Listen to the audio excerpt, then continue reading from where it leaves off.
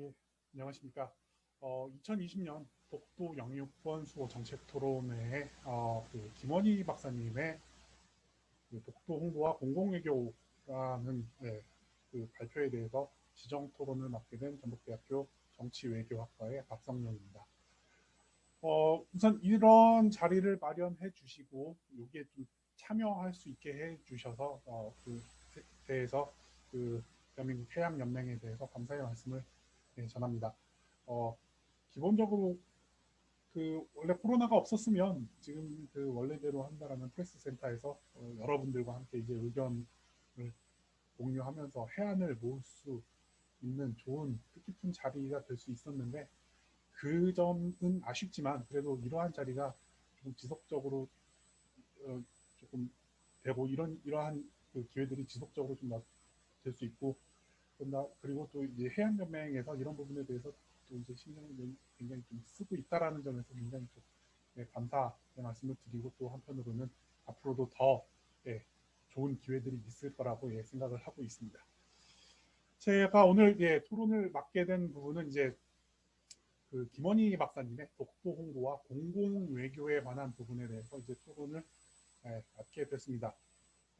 사실 이제 뭐 이제 이런 식으로 이제 토론을 녹화를 해서 하는 경우는 처음이어서 조금 어색하기는 한데 일단 김원희 박사님께서 뭐 그 발표 파워포인트 슬라이드 뭐 여러 가지 이제 공공외교의 기원, 의미 뭐 기원, 역사적 기원부터 뭐 한국의 공공외교에 관련된 내용들, 그다음에 그 독도 홍보와 관련된 여러 가지 정책적 제언들 이런 것들을 많이 상세하고 또 굉장히 의미 있는 그 제언들을 포함해서 잘 발표를 해주셨기 때문에 사실 김원희 박사님의 의견에 대해서 반론을 편달하거나 다른 뭐 의견들을 제시한다라거나 이런 것보다는 사실 그 보충하는 내용들을 통해서 조금 이제 토론을 진행하도록 하고 말씀을 드리도록 하겠습니다.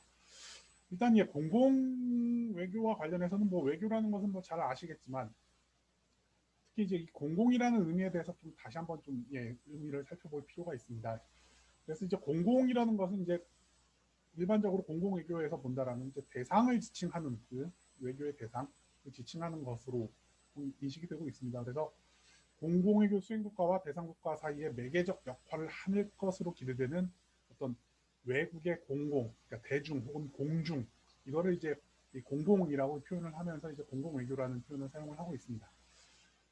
김원희 박사님 뭐그 발표 그 슬라이드에서도 이제 공공외교 기원과 관련해서 21세기 이제 신공공외교에 대해서 말씀을 해주셨는데 그 슬라이드에도 나와 있듯이 그 공공이라는 것은 원래 기본적으로 해외의 대중을 포함을 하지만 21세기 이제 신공공외교 그러니까 뉴 퍼블릭 디플로마시 같은 경우에는 자국민 우리 국민들뿐만 아니라 또 본토를 떠나서 타국에서 살아가고 있는 공동체 집단을 의미하는 디아스포라까지도 이제 포함을 시키게 됩니다. 그리고 뭐 현재도 이 그 공공외교의 공공의 범위에 대해서 많은 논의들이 나타나고 있는데요. 이 범위가 뭐 더 넓어지게 된다라면 뭐 이제 특정 쟁점과 관련된 이제 공중이나 공공, 뭐 그러니까 예를 들자면 뭐 문화적인 부분에 있어서 뭐 미술과 관련된 부분이 이제 외교적 쟁점이 된다라면 이 미술과 연계된 사람들 쪽과 관련된 이 특정 쟁점 뭐 대중이나 공중이 될 수가 있고요. 더 나가서는 지금 뭐 많이 논의들이 되고 있지만 범위 자체가 이제 세계 그 대중 혹은 세계 공중도 어떻게 보면 공공 외교의 범위에 포함이 된다라는 이런 얘기들이 나오게 됩니다. 그래서 이런 범위들을 생각을 해볼 때 특히 이 세계 그 대중까지도 이제 어떤 공공외교 대상으로 이제 포함이 된다라면 그래서 이렇게 된다라면 만약에 그 논의의 범위가 넓어져서 기존에 이제 외국으로 한정이 되어서 국가 이익 중심의 외교라는 게 어떻게 보면 이 세계 공공을 중심으로 해서 좀 극복될 수 있는 즉 세계적인 차원에서 진정으로 세계 대중들이 희망하는 이익과 연계돼서 외교가 진행이 될 수 있는 이러한 잠재성까지도 보여준다라고 말씀을 드릴 수가 있습니다. 그래서 뭐 진정한 의미의 퍼블릭이라는 게 원래 이제 공공이라는 의미지 않습니까? 그래서 어떤 세계 대중까지 포함을 하게 된다면 진정한 의미의 이제 퍼블릭 국이라는 단어가 이제 진정한 의미로 구현이 돼서 한 국가의 시민이면서도 동시에 지구 사회, 지구촌 사회의 시민의 어떤 부여해야 할 생활로서의 외교에 대한 필요성이 제기되는 것과도 어떻게 보면 연계가 될 수 있습니다. 그래서 이 공공이라는 의미가 확장되면 확장될수록 어떻게 보면 훨씬 더 중요성을 가져간다라고 중요성이 더해진다라고 볼 수가 있습니다. 저 공공이라는 것은 일반적으로는 외교의 대상이라고 생각을 하고 있지만, 예, 21세기 공공 외교에 보시면 그 여러 가지 주체들이 나오는데, 이 공공이라는 것은 결국 외교의 대상임과 동시에 주체도 될 수 있다라고 볼 수가 있습니다. 물론 여전히 국가주도형 공공외교가 메인스트림이고요. 그런 이제 그 국가주도형 공공외교 속에서 어떤 그 대중들이 어떤 완전한 주체성 확보를 하는 것은 여전히 좀 부족합니다.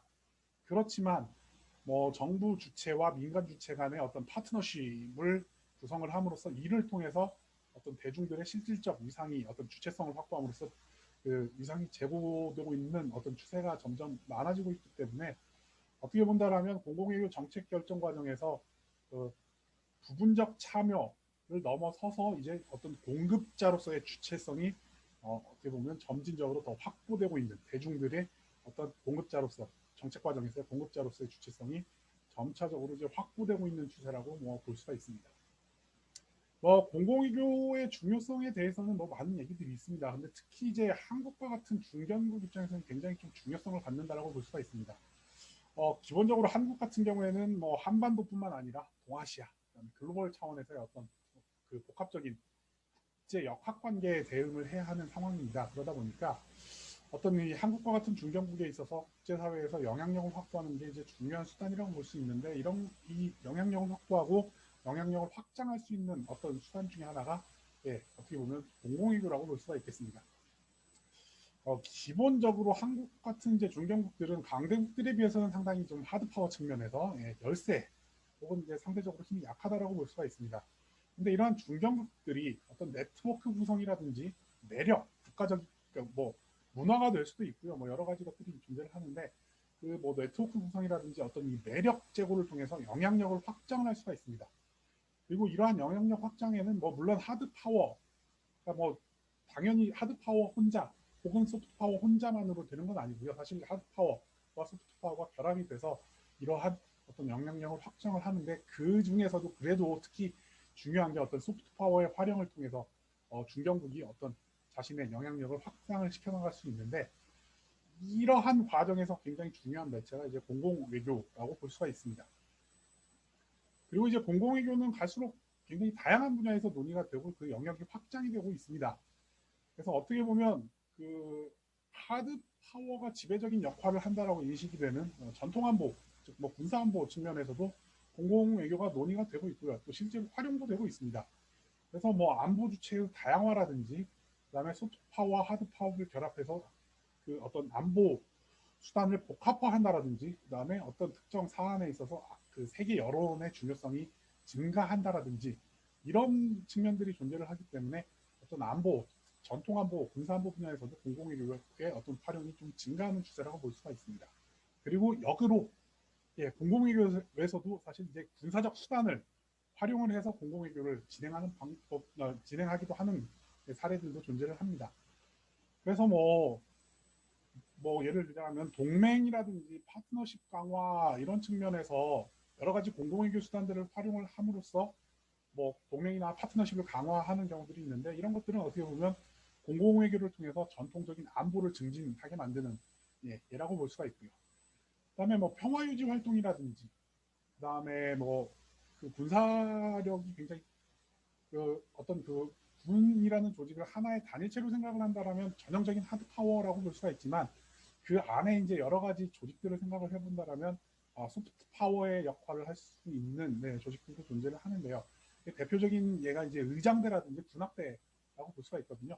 그래서 뭐 평화유지 활동이라든지 이런 뭐 의장대나 군악대 활동, 의장대나 군악대를 어떤 문화적 측면에서 활용하는 경우들이 있는데, 이런 것들은 어떻게 보면 이제 공공외교에서 군사적 수단을 활용하는 예라고 볼 수가 있습니다.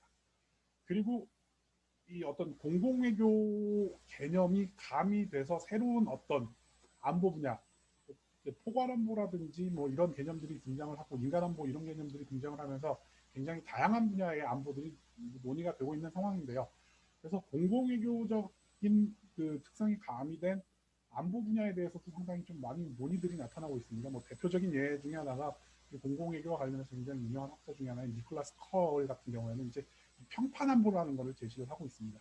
한 국가가 가지고 있는 국제적인 평판 이런 것들도 상당히 안보, 네, 국가 생존에 중요한 역할을 하고 있다라고 이제 뭐 얘기를 하고 있거든요. 그래서 이처럼 뭐 안보 분야에까지도 사실 이 공공외교와 관련돼서 논의가 되고 있는 상황입니다.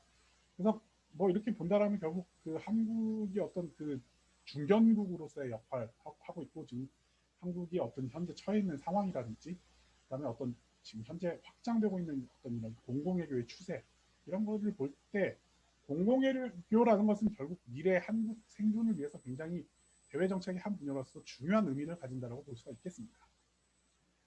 그리고 당연히 예, 이 독도와 관련해서도 이 공공외교라는 부분이 활용이 될 수가 있습니다. 자, 일반적으로 영토와 관련된 갈등은 사실 해당국 사이에 해당국들끼리에는 굉장히 민감한 사안입니다. 그런데 이 해당국 외에 관련이 없는 직접적인 관련이 없는 다른 국가들, 즉 당사자들과 그 직접적으로 연계가 되지 않는 국가들 입장에서는 무관심이거나요, 혹은 관계가 일부 되더라도 의견을 개진하는 것을 굉장히 꺼려합니다. 왜냐하면 영토라는 것이 가지고 있는 정치적인 상징성이나 이런 그 것들 때문에 주권 이런 것들과 연계되기 때문에 굉장히 민감한 사안이기 때문에 특정 의견을 개진하는 것을 굉장히 꺼려하는 것입니다. 그리고 그 해당 국가에 있는 일반 대중들의 경우, 즉 뭐 예를 들자면 독도니까요. 독도 문제와 관련해서 한국과 일본을 제외한 그 외 다른 국가들의 일반적인 대중들도 사실은 예, 이 문제에 대해서는 그렇게 무관심하다라고 볼 수가 있습니다. 그래서 결과적으로 독도를 홍보한다라는 것은 어떻게 보면 이러한 상황을 좀 개선시킴으로써 우리한테 그 직접적으로 정부는 아니지만 우리한테 그래도 어떤 유리한 독도와 관련된 어떤 그 외교 사안에서 유리한 환경을 좀 조성하는 것이라고 볼 수가 조성하는 거라고 볼 수가 있는데요. 그래서 이런 상황을 개선하는 것이 필요하고요. 그래서 지금 현재 뭐 무관심하고 독도에 대해서 잘 알려지지도 않고 뭐 일본 측의 주장에 대해서 상당히 조금 인식하고 있는 해외 대중들 뭐 이런 부분들에 대해서 개선하는 것이 필요한데 이러한 점에서 지금 이제 그 김원희 박사님께서 굉장히 많은 정책적 제안들을 해주셨습니다. 그래서 이런 것들은 어떻게 그 지금 본다라면 그 한국에서는 이제 공공외교를 그 크게 세 가지로 나눠놨습니다. 그래서 문화공공외교, 정책공공외교, 지식공공외교라고 이제 이렇게 이런 측면으로 나눠놨는데 김원희 박사님이 제시한 이런 어떤 정책적 접근 방향들은 이러한 측면에서 굉장히 좀 중요하다라고 뭐 생각을 해볼 수가 있습니다. 일단 기본적으로 문화공공외교 쪽에 대해서 정책적 제안을 해주셨는데 기본적으로 예 굉장히 조금 예, 필요합니다.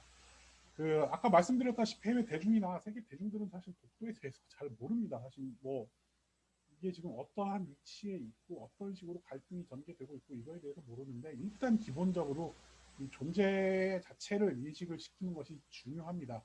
그리고 이거를 위해서는 일반 대중들한테는 사실 문화적인 차원에서 접근하는 게 굉장히 중요하죠. 그래서 문화공공외교적 측면에서 접근하는 것이 굉장히 중요하고 바람직하다라고 볼 수가 있습니다. 그래서 문화와 관련된 측면에서 김원희 박사님께서 여러한 정책적 제안들을 제시를 해주셨는데 이러한 부분들에 대해서 조금 예, 그러니까 좀 고려를 많이 좀 할 필요가 있다라고 생각을 합니다.